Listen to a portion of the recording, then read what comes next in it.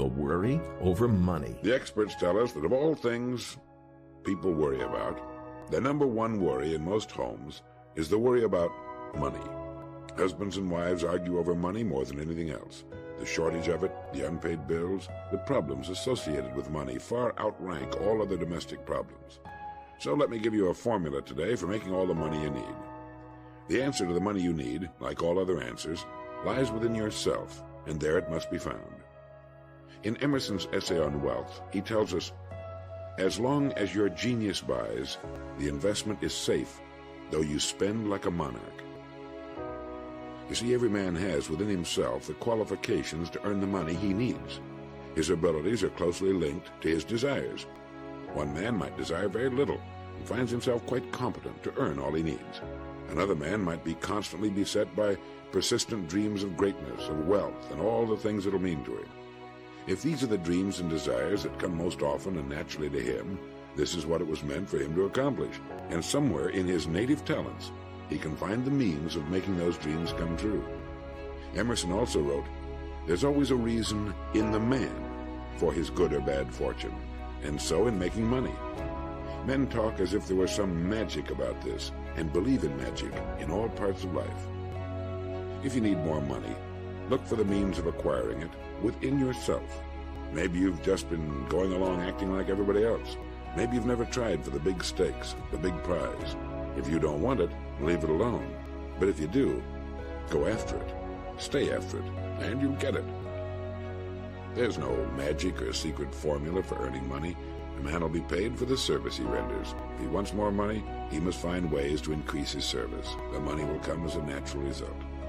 The problem seems to be that people want more money, but don't want to do anything about earning it. If a man will find that field at which he can bring his real genius to bear, and then abandon himself to that work, he'll have all the money he needs for as long as he lives. But don't put the cart before the horse. Don't ask for more money. Earn it, and it'll come. Money's relative and exists in abundance. It's there for the earning and will be naturally attracted to those who serve best. Money's the harvest of our production. It is the valuation placed upon what we do to earn it. So if you want more money, here's what you do. First, decide upon the amount you want to earn. Remember that word earn, it's the key to the whole thing. When you've arrived at the amount you feel will be sufficient, write it down on a piece of paper. And then start thinking of ways it can be earned, and start with the work you're now doing. The chances are good there's a valid reason for your being in your present work, and there's probably lurking in the work you're now doing the key to that income you seek. Start looking for it. It's there, all right. Service is the key. Here's an example of something that's happened to all of us. I skipped breakfast and went to work in my study. About 11 o'clock, I realized I was hungry, got in the car, and drove to a very attractive restaurant in the neighborhood. It's new. Once inside, I stood for about 5 minutes waiting to be shown to a seat. The place was practically empty. The waitress took no notice of me at all. Finally, a woman who seemed to be in charge told me I could sit anywhere. I took a seat and started waiting again. Another 10 minutes passed, and then a waitress brought me a menu. I told her I just wanted some ham and eggs since I hadn't had my breakfast yet. She replied with a stony face and stared a match that they only served what was printed on the menu. There was baked ham on the menu, and it would have been a simple matter to fry a couple of eggs, especially since the place was practically deserted, but I didn't argue with her. I just ordered a cup of coffee, drank it, and left. This is one of the reasons why it's so easy for the minority of intelligent people to succeed in this country. It's because the majority of people who go into business know about as much about how to run a successful enterprise as Eskimos know about wall-to-wall carpeting. This restaurant I visited will be sold before too long, if they can find a buyer. The owner will say that he was in a bad location, or that the people in the area weren't any good, or that he had a lot of grouches for customers. He'll find some kind of convenient alibi on which to hang his failure, but none of them, no matter how many he comes up with, none of them will be true. He will fail in business because he doesn't know who's in charge of a business. The customer is in charge, and whenever a person walks into a place of business, he should be treated like the President of the United States, and if it's a woman, the Queen of England. This is the secret, the biggest secret behind the success of a business. If a waitress is surly, unsmiling, rude, it is the fault of the owner. He should train her or fire her, but it's his fault. And you can usually tell a lot about the kind of management a business has by studying the employees. Contrary to popular opinion, morale is not raised. It filters down from the top. And if you've got a non-entity running a business, it'll be reflected all the way to the janitor. The owner of the restaurant I visited, and this is only one of thousands that go out of business every month in the country, the owner had never called his employees together for weekly meetings and told them how you treat the king, the customer. He had never told them that attitudes are contagious, and if an employee has a bad attitude, it'll give the customer a bad attitude. It's not the job of the customer to cheer up employees. After all, the customer pays their wages, their rent, their clothing bills, sends their kids to school, and buys their food. It's up to the employee to demonstrate his thanks by going out of his way, by knocking himself out, being helpful, courteous, and cheerful. In this way, and this way only, will a business succeed. All the employees of the other businesses will be fired eventually, not by the boss, but by the real boss, the customer. It is always a source of amazement to me that in the light of overwhelming evidence and information on what you must do to succeed in life, the great majority refuses, adamantly and perversely refuses to learn. Good service starts at the top. Billions of dollars are lost each year by retail business establishments because of inefficient or non-existent training of personnel, the personnel who, in one way or another, come in contact with the customer. It seems to be a natural tendency on the part of thousands of working people to try in every way they can to kill the goose that lays the golden egg. They do this by giving less, often a great deal less, than their best to the customer. They do this, as a rule, through ignorance. They're not stupid, they're simply ignorant of what makes a business tick. They don't realize that it's the customer who pays their checks each week. The boss can't meet his payroll unless he has enough customers, and the person who determines whether the customer comes back or not is the employee with whom the customer must deal. Now, I know there are bad customers. As a rule, a bad customer, one who gives the clerk or waiter or waitress or attendant a bad time, who refuses to be pleased, satisfied, or grateful or gracious, is the same person who gives the customer a bad time where he or she works. But this is unimportant. It's not the duty of the employee to be nice to good customers and rude to bad customers. It's the duty, the responsibility of the employee to be gracious, helpful, and friendly to all customers. And if he or she is really smart, especially kind and gracious service will be given to the miserable customer. If the customer is at all human, he'll thaw under this kind of treatment and come back again and recommend the place to his friends. If the customer is one of those miserable weirdos who refuses to be nice as a matter of principle and neurosis, his inability to get under the skin of the employee who remains unperturbed will infuriate him and make him sick with helpless confusion. What better result could the employee want than this? In the beginning, I said that billions of dollars are lost each year by retail business because of inefficient or non-existent training of personnel. The training can be no better, of course, than the owner or manager can provide, and this depends upon the degree of training the owner or manager has managed to obtain for himself. You can't teach something you don't know, nor can you provide the excellent training aids available today if you haven't made the necessary effort to find and examine them for yourself. The most important, valuable person in the world to a business establishment is the customer or prospective customer. To put this valuable person in the hands of untrained personnel is sheer lunacy. A week should never pass without some sort of communication between management and the people on the firing line. If meetings can be held, so much the better. But if this is impracticable, a message of some kind, a message calculated to impress upon the employee the vital role of the customer and his care and feeding, should somehow be made available. It's very rare that an unhappy or slighted customer will complain to management. He'll simply never come back. He should never be lost in the first place. Employees should be carefully screened and very carefully and continuously trained. If they still can't get it through their heads to treat the customer the way they themselves like to be treated, they should be immediately discharged. The damage they can do is incalculable. I ask the question, do you think people are ignorant because they're poor, or poor because they're ignorant? And I went on to say that I personally believe that if people are poor, it's because they're ignorant. Now today I'll give you my definition of the word poor. To do this, you have to ask yourself, what's the most important thing on earth as far as a human being is concerned? I think it's truth. Truth is knowledge, and truth is honesty. To the extent that a person has knowledge and personal honesty, is he rich? To be poor, in my book, is to be ignorant.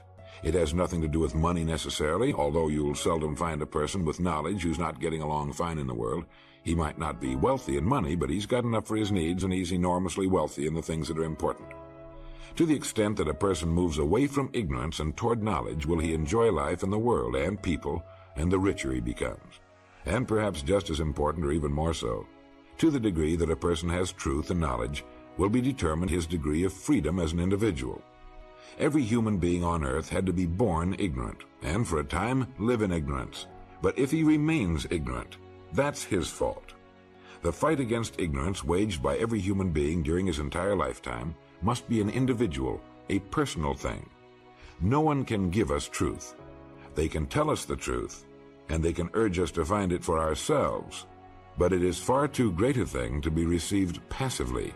It must be searched for actively by an individual if it's to mean anything to him at all. We can be inspired to search for truth, but unless we find it for ourselves, it will do us little good. Now, a strong man cannot make a weak man strong, but a weak man can become strong himself by following a certain course of action for a certain length of time, and a strong man can make himself stronger. To my way of thinking, each of us has the opportunity for freedom and the wealth that comes with knowledge and understanding. If we decide to stop before we've reached our riches, we should blame no one but ourselves. One caution is to decide if you're really looking for the truth or just looking for justification for a preconceived outcome. Most people think it's true that everyone wants to rise to the top. Earl addresses this idea. I'm going to ask you a question, and let's see how close you can come to the right answer. You ready? Okay. Let's suppose you're the head of a large company employing, say, a couple of thousand people. What percentage of these people do you suppose are interested enough in getting ahead that they would give of their time to learn ways in which they could advance? Let me put it another way. In a large organization, what is your estimate of the percentage of the employees of that organization who are sufficiently interested in advancement to study for it? Well, an actual test was made in a large Eastern concern, and here are the results. 14.6% of the employees said they would take the courses which would result in their moving ahead in the company. 14.6% said they'd take them. 12% actually started the courses of instruction, and 6% finished the courses and were really interested in advancement. So there you have it. About 94% of the working people are not in the least interested in getting ahead in their work. They're perfectly satisfied, or at least it would appear that way, to remain right where they are. Now, there's nothing particularly wrong with this, except it shows why businesses frequently have to go outside of their own company when it comes to hiring management people. And it shows how absurdly easy it is to get ahead in the world these days. There's so little competition. For a person earnestly endeavoring to move ahead in his company and industry, he's only competing with roughly 5 or 6% of the people in that company and industry. If he's not trying to get ahead, he's competing with from 94 to 95%. An interesting sidelight on all of this is that frequently an employee will go along for years doing no more than he absolutely has to, making no attempt whatsoever to increase his value to his company, and then when a recession comes along and he gets laid off, he'll scream like a hog stuck under a fence. All of a sudden he feels he's being picked on and being treated unfairly, when in truth he's had plenty of time to make himself sufficiently valuable so that he wouldn't have been laid off. It's a little like the sailor who never bothers to learn to swim. It can be dangerous when things get rough. So the whole thing boils down to the rather dismal fact that most people get exactly what it is that they really want, which is not very much. They'll take anything they can get, anything anybody wants to give them, and they'll consider it their due. But when you try to reverse the picture, that's a different story. Now that's sort of interesting, isn't it? And I think there's some kind of a breakdown in education, particularly between parents and their children. You can hit it pretty close by saying that only about 5% of the people are interested in their futures and want to make something of themselves. The rest, the big 95%, are pretty well content to shuffle along and hope that somehow things will work out well for them in the future. You might ask yourself, to which group do I belong? A person who never tries to plumb his powers or measure the degree of his ability will never know himself or what it is to truly live. Regardless what position you aim for, the result comes down to how much money you need to support the lifestyle you want. More people have more money, a lot more than ever before, in the history of the world. But you'd be surprised at the number of people who really don't understand just what money is and why we get it in the amounts we do. You'll hear people say that money isn't important, and they're wrong. Money is just as important as the food it buys, the doctor's bills it pays, when they're paid, the education and shelter it provides, and all the other things we can't do without. It's absurd to say money is not as important as some other things. Nothing on earth will take the place of money in the area in which it works. Money is the harvest of our production. It is what we receive for our production and what we can then use to buy the production of others. And the amount of money a person will receive will be in direct proportion to the demand for what he does, his ability to do what he does, and the difficulty of replacing him. It has nothing to do with the value of a human being as a human being, but a person can accurately discover the need for what he does, his ability to do it, and the difficulty of replacing him by counting the amount of money he receives for his work. For example, a paper boy is just as important as a human being as the president of the largest corporation, but since he can be replaced at any time by virtually anyone, his income is small. On the other hand, the corporation president is there because of his skills and abilities, his knowledge, and as a result of many years of dedication and hard work, and he's extremely difficult to replace. There's a great demand for what he does. He's highly skilled at his job, and so he may earn as much in a month as another man earns in a year. A highly skilled brain surgeon can earn as much in an hour as an elevator operator might earn in a year. A man might be worth only $100 a week to his company, but his wife and children might not take $10 million for him. A wife and mother might have to get along on a very small weekly budget, but her value as a person to her husband and children cannot even be estimated. Our rewards in life will always be in exact proportion to our service and the number of people this service involves. If a person isn't happy with the amount of money he's earning, he should examine his service. He should ask himself, how much demand is there for what I do? How much skill have I developed in what I do? And how difficult would it be to replace me? This will give him a pretty accurate picture of his place, at least economically speaking, in the world. A diamond is a lot more valuable than a lump of coal, but that's exactly what a diamond was at one time. And just as a diamond can be fashioned by nature from a piece of coal, a human being can enormously increase his value to the world. Only he can do it. This is something that each individual must do for himself. No one can do it for him. A company growing at the rate of 10% a year will double in size in less than 8 years. Sometimes it's a good idea to ask ourselves if we're growing in effectiveness at the rate of 10% a year. If we are, we can double our income in the same length of time. Are you competent enough to grow at 10% per year personally? Your value to the world is not a static thing. We're in an ever-expanding universe where things change, and we have to be ready to change and grow our qualifications to meet all these new changes coming at us. Qualifying for growth and continued success is a never-ending process. Just as we should never confuse need with qualification, we should never confuse success with keeping it. You can be successful today and completely forgotten a year from now if you don't make it your business to keep up with a constantly changing world, and just a little bit ahead of it for good measure. So, don't tell the world what you need. Qualify for it and remain qualified, and your needs will take care of themselves. The greatest results in life are usually attained by simple means and the exercise of ordinary qualities. These may be summed up, for the most part, in these two: common sense and perseverance.